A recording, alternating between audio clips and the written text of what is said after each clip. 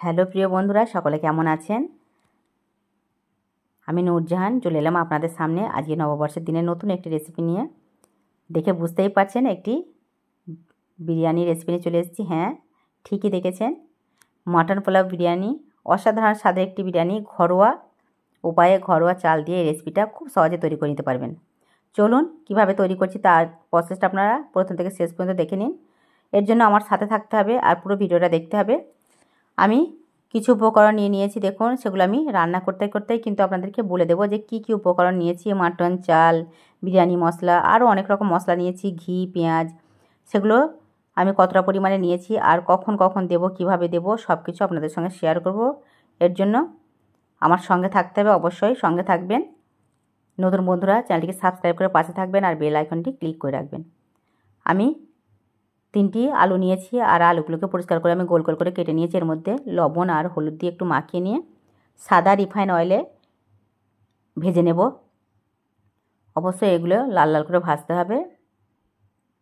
এই মাটন পোলাও বিরিয়ানিটা দুর্দান্ত স্বাদের একটি রেসিপি। দোকান থেকে সকলেই কিন্তু এই বিরিয়ানি কিনে খেয়ে থাকেন।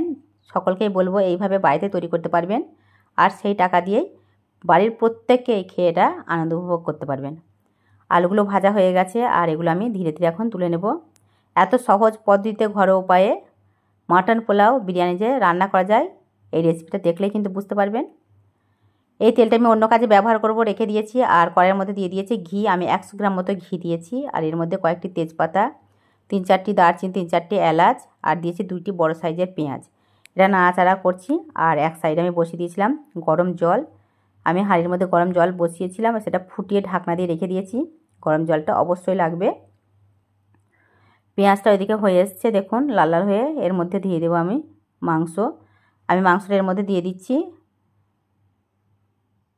এই মাংসটা দেওয়ার পর এটাকে আমি একটু হালকা নাড়াচাড়া করে ঢাকনা দিয়ে রেখে দেবো।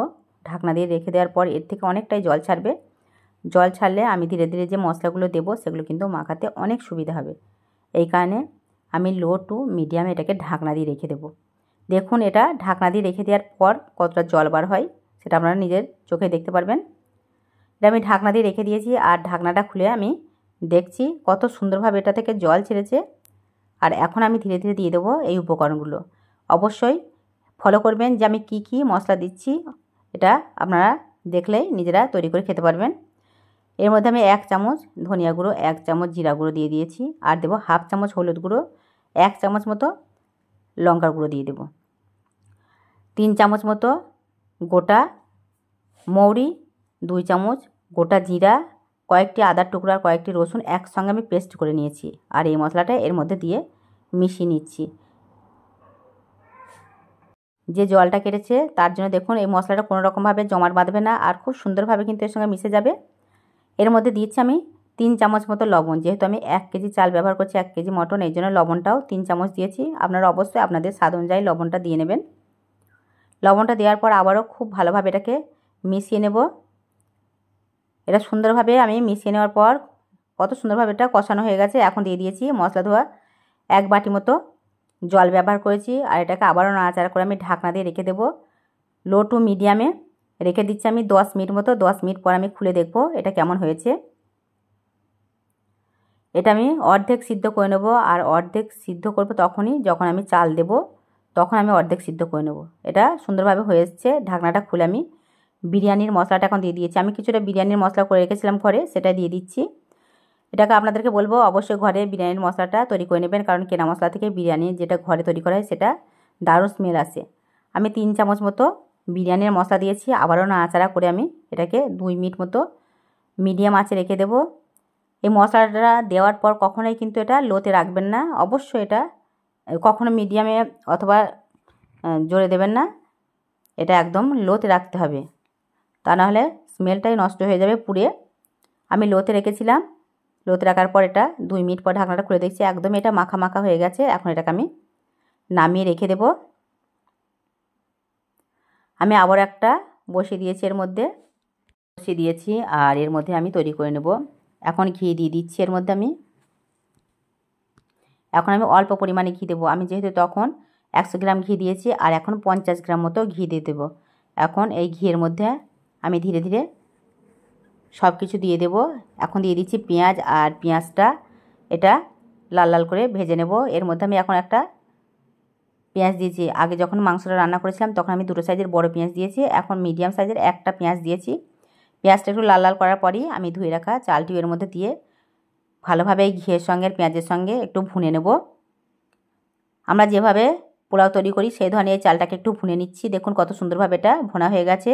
আর একটা মগ নিয়েছি, আমি এটার মধ্যে চাল মেপে নিয়েছিলাম, কারণ যে পাত্রের মধ্যে চাল মেপে নেওয়া হয় সেই পাত্রের মধ্যে যদি জল দেওয়া হয় খুব সুন্দরভাবে এই রেসিপিটা তৈরি হয়।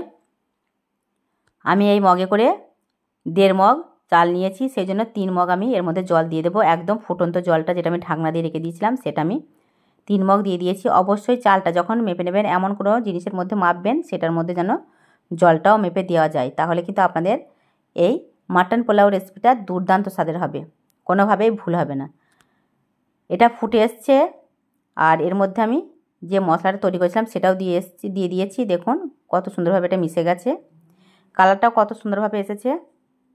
এটাকে ভালো করে মাখিয়ে নিচ্ছি আমি। এই যে মটন আর চাল এই মশলার সঙ্গে পুরোপুরিভাবে মিশে গেছে, কালারটা দারুণ এসেছে। এখন যে আলুগুলো ভেজে রেখেছিলাম সেটাও এর মধ্যে আমি ধীরে ধীরে দিয়ে দিচ্ছি। আবার একটু নাড়াচাড়া করে আলুগুলো এর মধ্যে মিশিয়ে দেব। এখন এটাকে আমি ঢাকনা দিয়ে রেখে দেব, 20 মিনিট মতো ঢাকনা দিয়ে রেখে দেব। আর এটা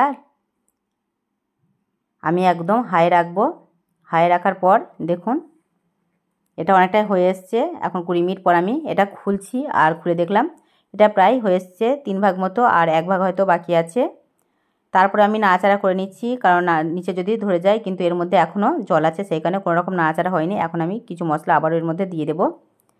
এর মধ্যে দিয়ে দেব আমি চিনি। আমি 3 চামচ চিনি এর মধ্যে দিয়ে দিয়েছি, কারণ বলেছিলাম আমি এটা একটু ঝাল মিষ্টি টাইপের করব। আর আপনারা যদি মিষ্টিটা খেতে পছন্দ না করেন, শুধু ঝাল ঝাল খেতে পছন্দ করেন, তাহলে চিনিটা অবশ্যই স্কিপ করে দেবেন, কিন্তু চিনিটা দিলে ঝাল মিষ্টি দারুণ লাগবে এই মাটন পোলাও বিরিয়ানিটা। আর দিয়ে দিচ্ছি আমি কেওড়া জল দিয়ে দেবো এর মধ্যে 3 চামচ মতো। যে মুটকিটা আছে না কেওড়া জলের, সেটার মধ্যে আমি 3 চামচ মতো, মানে 3 মুটকি মতো দিয়ে দিয়েছি কেওড়া পানিটা আর কি। আর দিয়ে দিচ্ছি আমি মিঠা আতর। এই মিঠা আতরটা দিলে স্মেলটাও ভালো আসে, আর বিরিয়ানিটা সকলেই পছন্দ করেন, একদম পারফেক্টভাবে সকলে চাই কিনা যে বিরিয়ানি হয় তার মধ্যে যেহেতু এই মিঠা আতরটা দেয় আর একটা স্মেল আসে, এই জন্য অবশ্যই এটা দেবেন, দেখবেন ভালো লাগবে। অনেকেই আবার আছে যারা এগুলো পছন্দ করে না, কিন্তু দিলে কিন্তু অনেক সুন্দর একটা স্মেল আসে। এটাকে ঢাকনা দিয়ে রেখে দেবো আমি 15 মিনিট মতো। একটা ভারী জিনিসের মধ্যে চাপিয়ে দিয়েছিলাম, আর 15 মিনিট লোতে রেখেছিলাম। একদম লোতে রেখে 15 মিনিট পর আমি ঢাকনাটা খুলে দেখছি কেমন হয়েছে। আর ভারীটা জিনিস দিয়ে রেখেছিলাম কারণ এটার মধ্যে থেকে যদি কোনো বাষ্প না বার হয় সেই কারণে। আর কতটা সুন্দর পাবে দেখুন, ঝরঝরে হয়ে গেছে এই মাটন পোলাও বিরিয়ানিটা, দুর্দান্ত হয়েছে আর দারুণ স্মেল বার হয়েছে। এটাকে এখন আমি গরম গরম পরিবেশন করব। সকলেই খাওয়ার জন্য বসে আছে আজই নববর্ষের দিনে এই মাটন পোলাও বিরিয়ানি খাবে, আর সেই জন্য মাটন পোলাও বিরিয়ানিটা আমার তৈরি হয়ে গেছে আর আমি সকলের জন্য পরিবেশন করব। আপনারাও এইভাবে তৈরি করুন আর খেয়ে দেখুন আপনাদের কেমন লাগে। আশা করব আপনাদের অনেক অনেক ভালো লাগবে। এই ঘরোয়া পদ্ধতিতে ঘরোয়া চাল দিয়ে মাটন পোলাও বিরিয়ানিটা তৈরি করুন আর খেয়ে দেখুন কেমন লাগলে। ভালো লাগলে লাইক, কমেন্ট আর শেয়ার করতে ভুলবেন না।